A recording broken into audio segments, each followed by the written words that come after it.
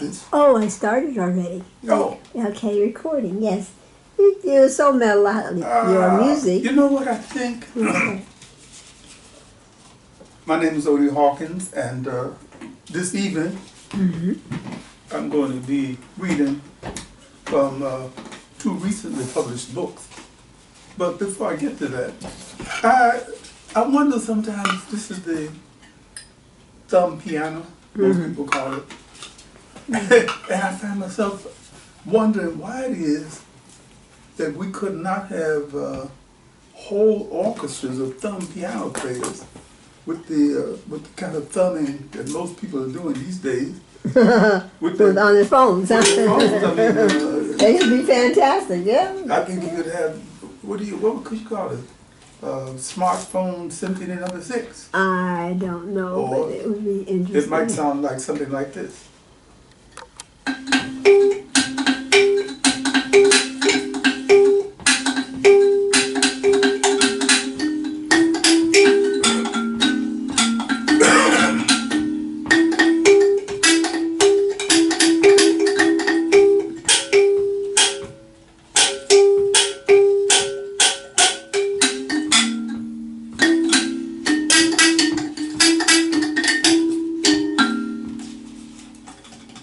Okay, having done that. Yes.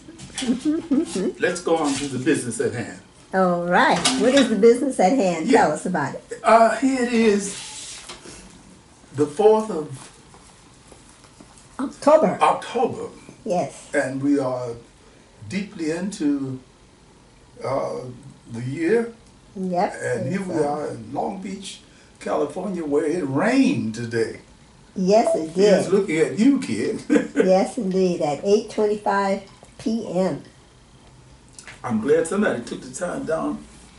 I went out to take a look at it, and thunder Bolt. struck me almost dead. I mean, it scared me. It scared you, that's it. Okay, the books that I'm talking about have a history, and I'll take a few moments to introduce the history of these books for those who may or may not have ever heard of them before. This is an old one here. We mentioned it last week. So. Okay, Ghetto Sketches. I didn't read from it. No, you didn't. Okay, but I'm going to read just maybe a couple of poems from it, or something like that too. Well, you see here, you read. Yeah. So I did. You read your father's. Africanthropus erectus. Yes. So I don't have to read anything. Okay, well, But I'd like to talk about the book for a moment. Maybe do something else. I had the idea. we were talking earlier.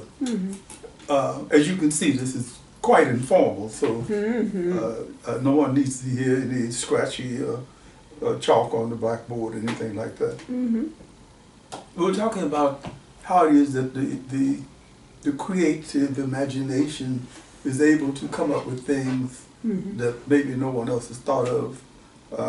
Probably that's how Walt Disney started, you know. There goes a mouse. No, there goes a comic character. I'd say a mouse. What happened to me is that it was in 1962, I started thinking about a street I lived on in Chicago called Washburn Avenue. On the near west side, that means black. They always put that little, the near north side, that means black. The near south side, that means black. When they say south side, that means Hyde Park, that means integration, that means so forth and so on. I started thinking about what it was like living in Washburn when I grew up there now, or when I grew up back then. I spent, I don't know, about 7 or 8 years on that particular street, and at any point in time I could close my eyes and just actually mentally travel up one side of the street and down the other. We lived in a house that was almost like a palace for historians of both the street and of their lives. You know, people who come from Mississippi and Alabama, and they had all that with them. They brought it all with them. It was, you know, it's so funny when you think about how often people who come from foreign places are able to, you know, enchant people with their stories about where they came from and how they were accepted in America and what they did to get over, you know, the guy who comes from Canton, who never cooked a day in his life, comes to America and say, hey, I think people might like Chinese food, so he opens up a restaurant. The people I think about on Washburn came from, like I say, these places, Mississippi, so, but they never thought about opening up soul food restaurants or anything, because the assumption was everybody knows how to cook. Okay. You starve. I mean, some people had better barbecue recipes than others, but in the whole block, there were no independent entrepreneurs selling things. I mean, people, my auntie, Aunt Mary, came closest to doing something like selling. She sold a gambling casino. She sold it, that is to say, permitted it to happen in her basement from Thursday night, Friday night, until Sunday morning, when she put on her Admiral's uniform to go to Reverend A.T. Tilley's Sunrise Baptist Church. Amen. I said, can I hear amen again? And amen over here. That's right, amen. But the things that they didn't exhibit outside, I think, could be said to exist very much on the inside. So I wanted to get into the inner places of these people, and it took me almost about 10 years to do it. I wanted to be honest and truthful, and very hard when you know people and you love them, and you recognize that they have flaws, and you don't want to point out their flaws. You don't want to say that they were not perfect human beings. But you have to keep it kind of honest and truthful for it to sell. Wasn't there a gentleman who wanted to buy the Ghetto Sketches for a movie, or he wanted to buy the rights of Ghetto Sketches? Okay, well, like I said, it took me from 62 to about 72. I came to California in 1966 and became a part of the Watts Writers Workshop, which was started up in 1966, as a matter of fact. You had the Watts Rebellion in 1965 that people a lot of times want to say was a riot. It wasn't a riot, it was a rebellion. People just got sick and tired of being mistreated and so forth. So it seems that members of the Watts, of the Writers Guild, decided, well, maybe they might have a better chance in this society if the artists were enabled. So they started, Bud Schulberg came up with this idea to have people who lived in Watts learn how to write screenplays and so forth. So he basically started the Watts Writers Workshop. I came and jumped into it, and I had already been doing little sketches of the sketches, sometimes only a paragraph about some scene that I was thinking about. Anyway, to make a long story short, finally in 1972, the book was published by Holloway House Publishing Company. The publisher, Bentley Morris, and his partner, Ralph Weinstock, had come up with a wonderful idea, and that was to have people who have never been previously published. When I think back on it, I would have much preferred to have the book published by a more reputable publishing house. But at the time, if you go back to 72, Holloway House was practically the only game in town for the African American writer. They hadn't really taken to the idea of doing works that reflected the real life of most black people in California or in America for that point. You know, you would have to sugarcoat it. You could name a lot of books, and people always point out Richard Wright and Native Son and Black Boy and so forth. There were long gaps in between that book being published in, I think, the 40s, and then the next one being published 20 years later. So you could almost go from Richard Wright to James Baldwin to Maya Angelou to, I mean, just huge gaps. Right, I understand, and it seems like the way even in the music, because there's Gil Scott-Heron, and then it seemed like there was a gap before you have the current rappers. Okay, but it's not because they're not there. Exactly. Okay, it's because Odie Hawkins has been there. Okay, well, I found out in my own case, I don't shy away from it. I could be better known if I had jumped aboard what you might call a genre train. You know, if you have books published that are about many different things and in many genres, you're not as attractive to mainstream the publishing houses as someone who says, okay, I'm going to write romance. That's my whole career. Or I'm going to write just stuff. Yeah. And crime romance, whatever it is. I've never been attracted to that particular kind of one-way street.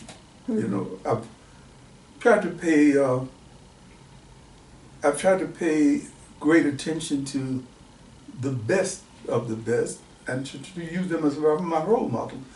I wrote a couple of science fiction pieces in tribute to Octavia Butler because she was saying something I'd never previously paid any attention to, but I thought, hey, you know, I'm a reasonably far-ranging thinker. I may as well think outside of the ghetto box. So that's the way that happened. Anyway, this book, The Ghetto Sketches, has a number of things in it that I feel quite proud of, as a matter of fact. Well, you digress from my question. Oh, what was your question? I asked you, I was mentioning there's someone who had wanted to buy the rights. Oh, well, okay, here's what happened. I was trying to evade it, but I can't. I was in this workshop. This is not the Watts Writers Workshop. They opened up another program called Open Door Program. After the Watts Writers Workshop, I think, frankly, was just sort of filed down like you would take a grate or something and just level it to the ground. Somebody who likes to do research might be able to get into the reasons why that happened the way it did. But anyway, I went from the Watts Writers Workshop to the Open Door Program. And I found out that some of the writers coming out of the Writers Guild were coming out to teach us with Larson in the back of their minds. They did, on some occasion, steal material. I had some pieces of the Ghetto Sketches published by other publishing houses. Présence Africaine, for example, had published, what's the name, Father Love. And so I had established a strong enough connection between me and the pieces so that if anybody wanted to make an effort to steal them, I would be very, very happy to go to court and get a nice settlement because I had, if you write by hand, if you scribble by hand, you always got a paper trail. Right. So I had many paper trails. In any case, the man who was teaching in this class, a member of the Writers Guild, he didn't mean anything harmful. I mean, He was just a hustler. And after class, after I had read several of the Ghetto Sketches, he invited me to have dinner with him. Ooh, I thought, okay, this has a good beginning. He will have dinner where? Oh, I thought we could go to this nice little place around the corner. So, okay, where's that? We were meeting on Fairfax and Pico. Nice little place around the corner. Okay, in the area they have a number of decent restaurants. He was talking about McDonald's. Heck no. Nice little, you know, I went. I didn't like fast food then, and I hate it even more now. But I sat there with a little bag of French fries. Oh, you're not getting anything yet? So this will do me. This will do me. What's the deal? Well, I want to buy those. I want to buy those sketches. I think it would make you know, like a really wonderful movie. You know, like episodes, like, you know. Okay, I agree with you. And what kind of money are we talking about?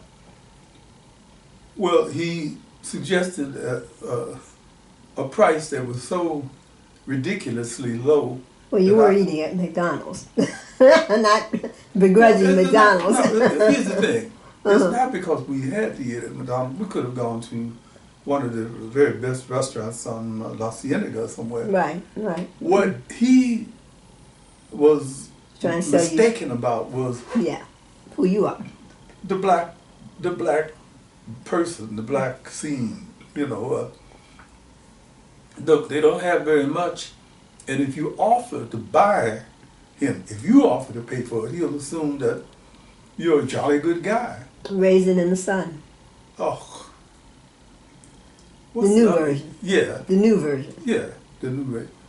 So, you know, we didn't hit it off, and at a given point, I had to just simply explain to him, you're insulting me.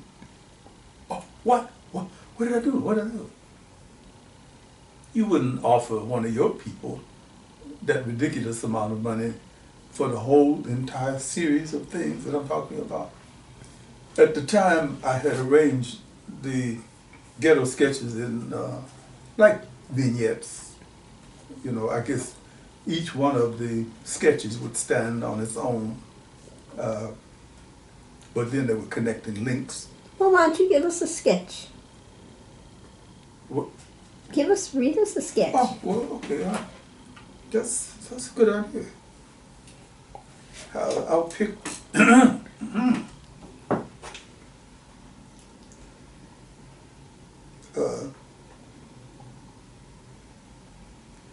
I think this might make a good one. Blue Veins, channel. Page 137. Is that the same as the Erectus, whatever you read? How so? You read Erectus. You read that one. Canthropus erectus? Yeah, you read that one. Blue Veins. Okay, that's different? That's different. Okay. I prefaced each one of the chapters with a kind of lyrical introduction. And in this case, I have a picture here of a building called the Sutherland Hotel. Hold on, see if we can the Sutherland Hotel get into it. Hold on a the second. Sutherland Lounge, where they used to have some of the, you know, the hippest jazz scenes going on that you could think of.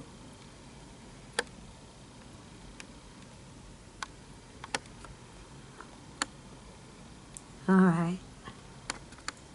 Okay, so that's about as close as I can get it. If they want to see it better, they'll have to buy the book. Hey, I'm with you. Okay. So I'm starting off with this little lyrical thing.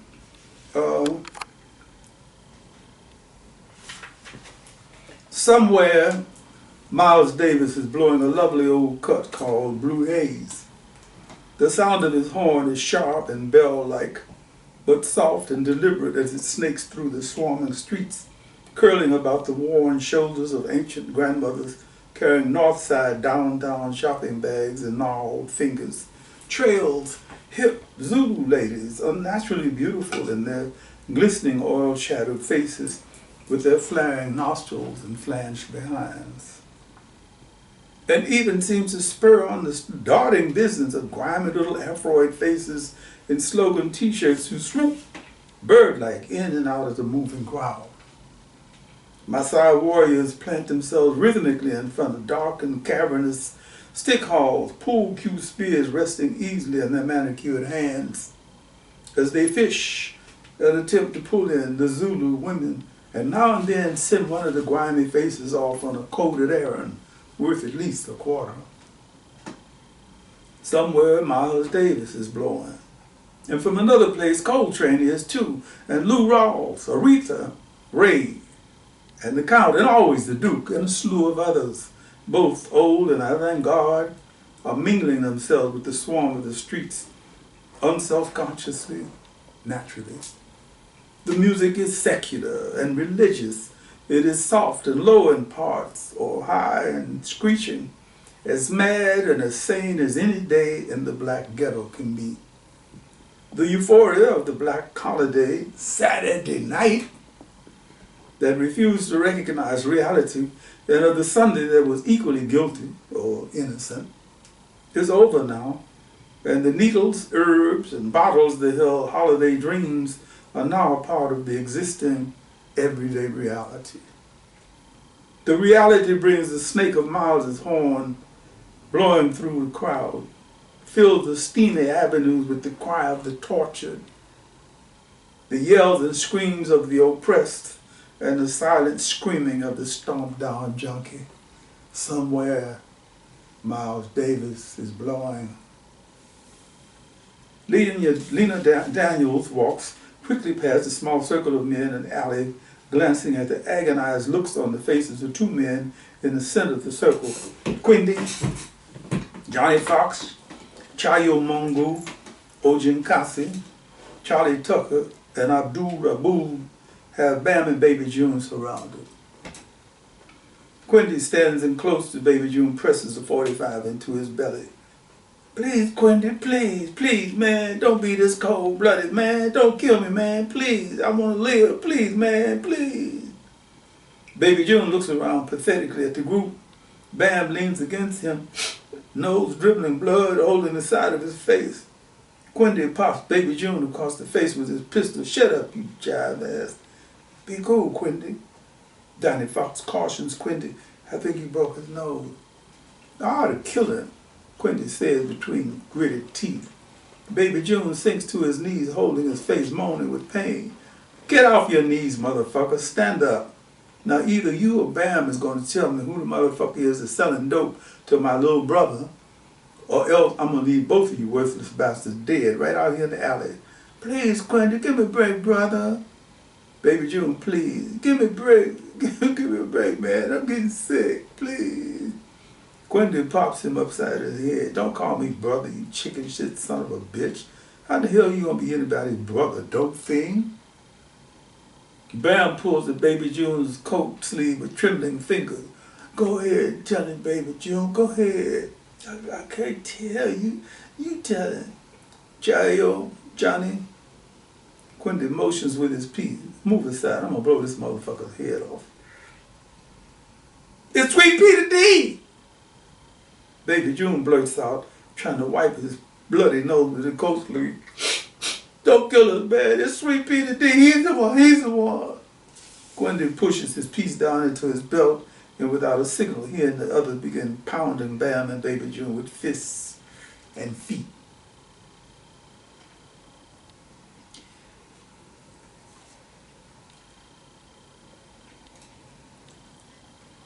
Black-eyed peas, ham hocks, cornbread, ale, and a sliced onion and tomato salad sprinkled liberally with vinegar graced the table of Mr. and Mrs. Ferguson Smith. Hot sauce on the side. So I told her, I said, listen here, Miss Burnham, you can fire me if you want to, but I'll be goddamn if I'm going to go iron your uncle's shirts too. I just came straight out and told her, enough is enough. She got me cleaning the whole damn house, waxing the living room floor, fixing lunch for them spoiled-ass kids. I ain't ever seen those kids act sassy as them kids. I wouldn't have lived to be 10 if I had done one of the things they do every day. Just one. My mama would have killed me dead. To give you an example, Timothy, the oldest, about 12, come walking across the floor yesterday, right after I just waxed, and had enough nerve to tell his mother after I damn near whammed a new crack in his tail for stepping on my floor. Mrs. Birdhammer creeps up on me later on in the day while I'm downstairs ironing and said to me, Miss Smith, we had went through an earlier thing about that Lucy bit. Miss Smith, she said, oh so politely, I can certainly appreciate your not wanting to have Timothy walk on your freshly waxed floor, but don't you think spanking him is a little severe? I mean, he's almost gotten to the point of being afraid to be anywhere near you. Oh, cultural nuances. Good, wow. I told her. Say it again. Cultural nuances. Cultural nuances. See, that's what they call it. Good, I told her and kept on pushing. That's how that jive about her uncle's shirts came in. Come to think of it, they probably be her little old pimple-faced boyfriend's shirts anyway.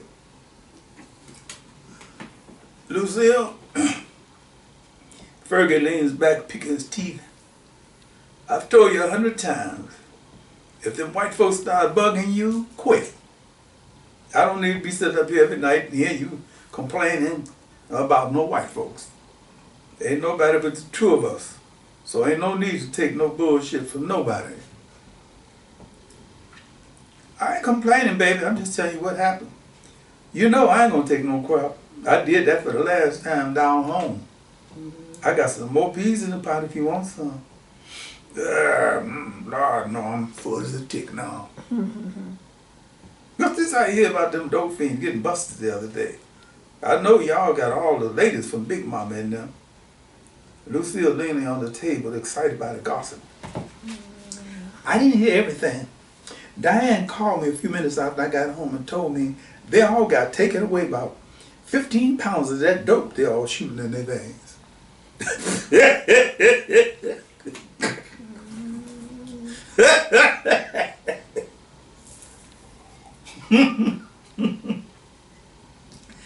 15 pounds? Lucille frowns at her old man belly, laughing at the information just laid on him. What's so funny? Fergus slows his laughter down to a little chuckling, content to keep the captains for his amusement to himself. Nothing sweet as I'm just feeling good, that's all. He stretches himself luxuriously. I just passed my probation period today. Well, that means I'll be in the union, and I got a permanent spot in the plan now. Lucille pops a quick, lush kiss on his cheek. That's really good, Fergie, really good. All the jobs is fine these days. Yeah, I didn't think I'd make it, but with Milford keeping us awake at night. I meant to ask you last night, what you said to that fool just skipped my mind. What happened? Fergie juts his chin out aggressively, takes a deep breath. I saw him. Talked to him so bad because, to come to think of it, because we didn't hear him carrying on last night. I told him to stop making all that racket and a whole lot of other things. Well, he said he was sorry, and that he hadn't realized he was keeping other people awake and whatnot, and that he wouldn't be doing it anymore. Yeah, right. That actually saved him, because I was just about ready to pounce on his little skinny ass. Good, here, let me take your plate to the sink. I sure am glad to hear that. He was just about to drive me insane. Lucille Smith takes their plates to the kitchen and bustles back to the front room where she and Fergie have been eating dinner. He pulls her down onto his lap. Ferguson Smith, she exclaims, coyly digging in the field of his lap. Whatever in the world is on your mind? Fergie hugs and kisses his wife slowly with feeling. Lucille asks him teasingly, I thought you were going to watch the boxing matches tonight. Not tonight, baby. Fergie winks meaningfully at her. Not tonight. I got to do the dishes, Fergie. Leave them, they ain't gonna go nowhere. But you know how bad these roaches are. They'll overrun us if I don't wash. Stick them in the stove. You really do feel good, don't you? Fergie gently releases Lucille with a light brushing kiss on the mouth and walks toward the bedroom unbuttoning his shirt. I told you, stick him in the stove. They ain't gonna rock. Lucille Smith, appraising the emotional scene, quickly places the dirty dishes in the stove. She prances into the bedroom where Fergie sits on the edge of the bed, unlacing his high-top working man's shoes. Lucille moves past Fergie and goes into the small bedroom, motel style, off the bedroom, humming a quiet, sensual little tune. Lucille, Lucille, he calls to her in the toilet. Baby, didn't we have some more of that rum left? Yeah, she answers, preoccupied with her own concern. It's in the cabinet under the sink, behind the milk bottles. Fergie smiles at the bathroom door, pads to the kitchen in his stocking-clad feet, searches behind milk and pop bottles under the sink, and finally pulls out a half-fifth bottle full of Bacardi rum. Dog. All right. Lucille, you want some of this stuff straight, or some ice, or some Coca-Cola with it? Lucille answers a few seconds later, coyly. Just give me a tea-night bit of rum with a lot of Coca-Cola.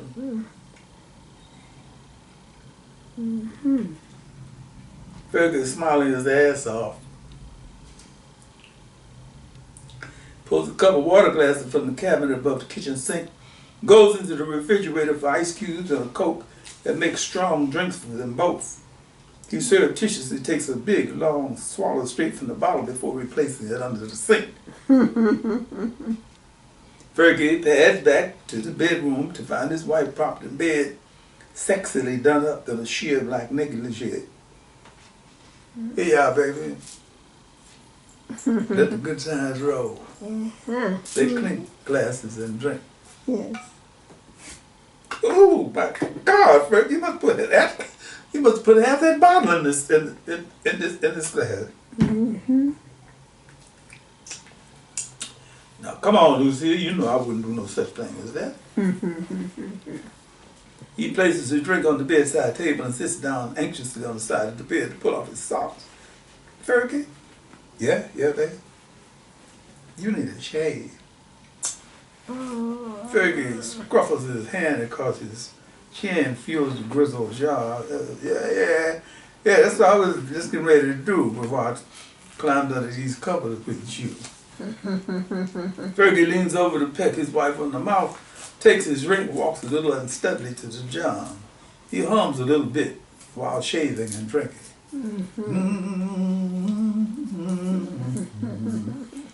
Lucille clicks off the wall light, turns on a small intimate bedroom lamp just before Fergie returns to the scene, a swallow's worth of rum in his glass. A bath towel is thrown around his waist. The bedroom is dim, softly lit. Late evening sounds filter up from the neighborhood below. Lucille? Fergie whispers. You want another one with my light on? No, baby, I haven't had enough. Lucille murmurs. Fergie finds the bed in the half-light. They snuggle together under the covers, breathing hard. You know, I almost cut my chin in half shaving. You did? Here, let me kiss it. This might help.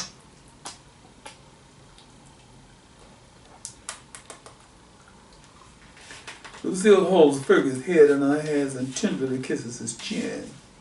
He holds her head in his large, rough, work-hardened hands and gently kisses her mouth, neck, and the hollow of her shoulders, and begins to nibble at her breasts. Caress her wide buttocks, snuggles up closer, begins to get off into their number. And then, from beyond the wall, a strange, strangulated series of slithery sounds begins to slide through. They freeze for a few long seconds. God damn it, Fergie, I thought you told that crazy-ass nigga to stop blowing all that shit. I did see him. I talked to him yesterday morning just before I went to work. But if you talk to him, it sure as hell didn't do too much good. What's he doing now? Blowing air bubbles? I'm telling you, Fergie, we're going to have to do something about him. You know, I go to work sometimes with that funny ass shit ringing in my ears. I already complained to the landlord a half dozen times. Lucille sprawls on her back, arms and legs crossed. Oh, come on, baby. I told you I spoke to him already. See that? He stopped. He wouldn't be able to hear him if the damn wall wasn't so thin. You hear that? There he goes again. We got to do something about it. I'm fed up listening to that crazy stuff. What did he say when you told him to stop playing? What you mean? What did he say? Fergie, I bet you ain't said nothing to that fool. I told you I spoke to him. Didn't I? Look here, Milford. We all know you're a musician and all, but that don't give you the right to be keeping folks up late at night. Every night. You're just going to have to pick a decent time of day to play that thing, or just don't play it at all. What did he say? Lucille asked, her tone dripping skepticism. He said he stopped. Does it sound like he stopped for you? She points at the wall. It sure as hell don't sound like he's to me. Oh, baby. Can't you forget about it? I can't forget the damn thing. She pushes him over to his side of the bed. Listen to all that off-the-wall crap. Besides, I'm kind of tired. If you got any more of that cotton left, I guess I'm going to have to plug up my ears in order to get some sleep. Oh, it ain't all that bad. It's all that bad to me, she says, and trips and rips out from under the covers. Goes into the toilet, returns stuffing cotton into her ears. Her hair harness now by an old-fashioned hairnet.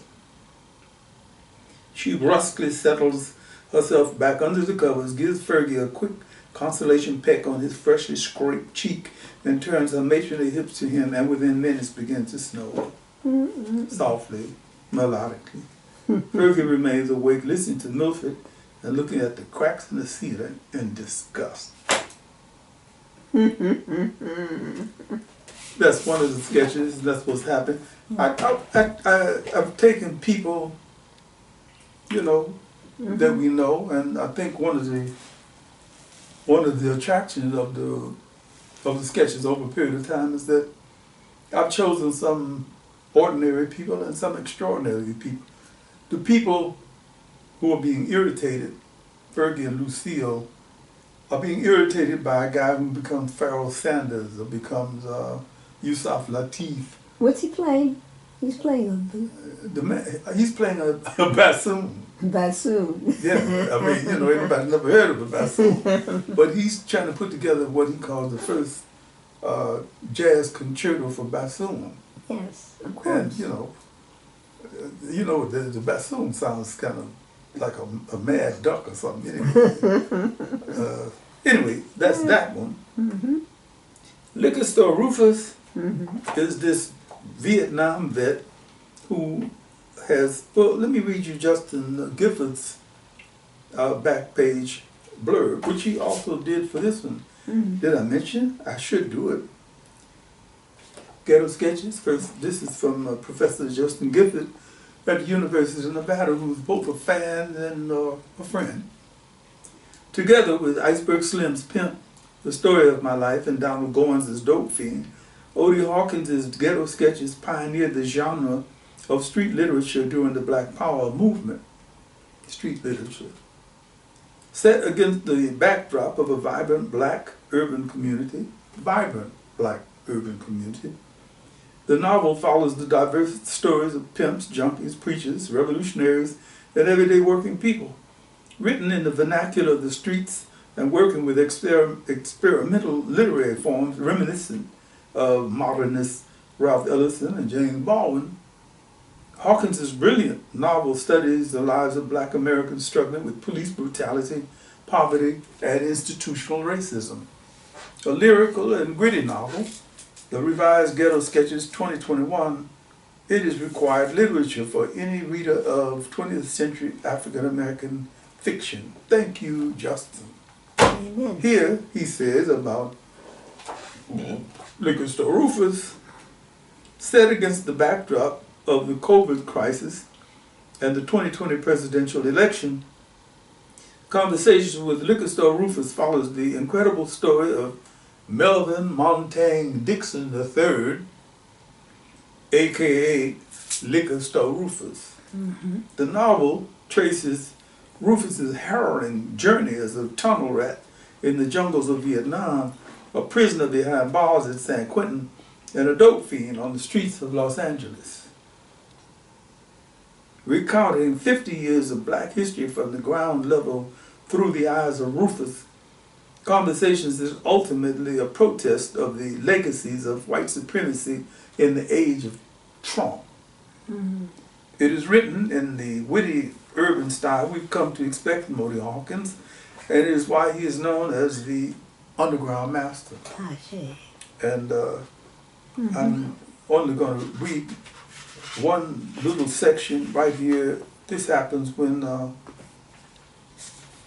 Rufus is spending some time in San Quentin.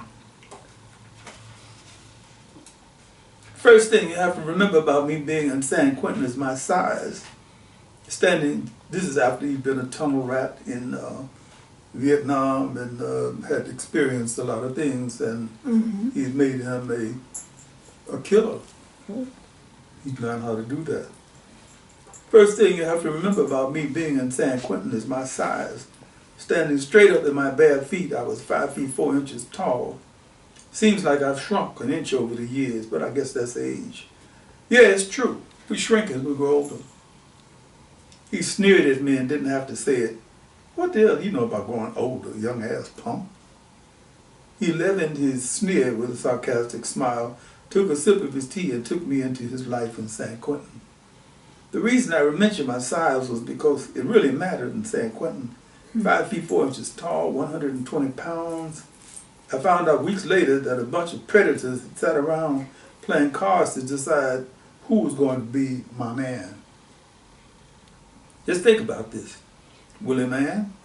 I got 4 or 5 dudes who look like Congolese gorillas sitting around gambling on who was going to be the first to penetrate your round eye, your body, your soul. What they didn't know about me would have filled up a couple of books, a tough little cookie from the nut-busting west side of Chicago, a tunnel rat in Vietnam. I was afraid, but not panicky. I knew in order to survive in that environment, I had to become a little bit crazy at the same time, remain sane. It happened exactly 1 week after I had finished my quarantine time and was released into the general population. It took exactly 5 days for it to happen. One of the Congolese gorillas came up behind me in his chow line and pressed his dick up against my back. It felt like an iron pipe or something. I turned around, took careful aim, and punched his dick with all my Hapkido strength. I released a great ki as I punched. This guy's dick was so hard I thought I'd hurt my fist punching it. I would never be able to describe the satisfaction I got from hearing this would-be predator scream. Scream! I heard him bad, Willie, you know what I'm saying? I know what you're saying, Rufus. Then what? They conducted an investigation of the incident and determined that I was guilty of assault of a fellow prisoner or something like that. That's justice for you. That's injustice. What you gonna do? What you gonna do? I mean, what they gonna do? Put him in prison? I can't recall the exact wording of the charge, but it entitled me to do 30 days in the hole in solitary confinement. The hole was in a prison underneath the prison, a real dungeon. It was a place where people went crazy on a regular basis. I saw it for what it was the first time. It was a soul breaker, a torture. It took me about 30 hard minutes to determine what I had to do. I went into my tunnel rat mode thinking, with a little mythical help from my old tunnel rat partner, Mr. Strings. We were locked in for 23 hours and let out for an hour of exercise. I refused to go out for the exercise for the first week of my stay in the hole because I was afraid that the gorilla man had put out a hit on me. I have to confess I was really glad that he paused. He gave me time to take a deep breath to release it slowly to try to keep my normal in charge. After his pause, he carried on just as easy as you please. The whole thing seemed totally crazy to me. We were out on the beach, out on the beautiful beach with the beautiful ocean in front of us, and here's this brother rolling all of this horrible shit at me. I was given my second test a couple of days after I got out of the hole. You're always being tested in a joint. Every day is a test of survival. My second would-be predator was found in his cell with his throat slashed from ear to ear. You killed him? That's not what I said, my friend. I said that he was found in his cell with his throat slashed from ear to ear. The police couldn't prove that I had done it, but they decided to give me 90 days in the hole, just on GP. I'll call that my second test. Once again, I went into my tunnel rat mode. I made myself become very, very still for long periods of time. I laid on this futon-type mattress on this stone platform and thought. I know, you want to know what I thought? Yes. Of course I want to know what he thought, but I didn't even know how to frame the question. There were times when I just laid there and thought about the entire present, where I was, what was happening around me. On a number of occasions, I laid up there and recalled the time of my birth.